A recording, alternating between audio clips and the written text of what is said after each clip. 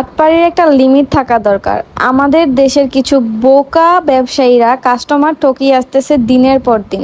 আজকে আমি 2টা রসমালাইয়ের কম্পেয়ার ভিডিও করব। আমার ওই দিন 2 পাউন্ড রসমালাই কেকের অর্ডার ছিল।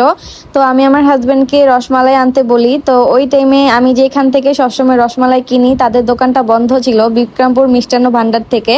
তো ও টাঙ্গাইল মিষ্টান্ন ভান্ডার থেকে আনে, যেহেতু অনেক শুনেছি টাঙ্গাইলের মিষ্টি নাকি অনেক ভালো। বাট এই এই রসমালাইটা এত বাজে ছিল, আমি আবার কখনো কাস্টমারকে টেস্ট না করে দেই না।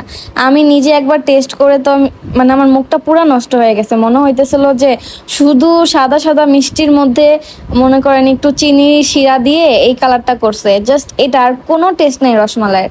সাথে সাথে আমি বলি যে এটা আমি কখনো আমার কাস্টমারকে দিতে পারবো না, আমার কেকটা পুরো বাজে আমি হয়ে যাবে। কাস্টমারকে এই ব্যাপারটা বলে কিছুক্ষণ সময় নিয়ে আবার বিক্রমপুর মিষ্টান্ন ভান্ডার থেকে রসমালাইটা আনাই।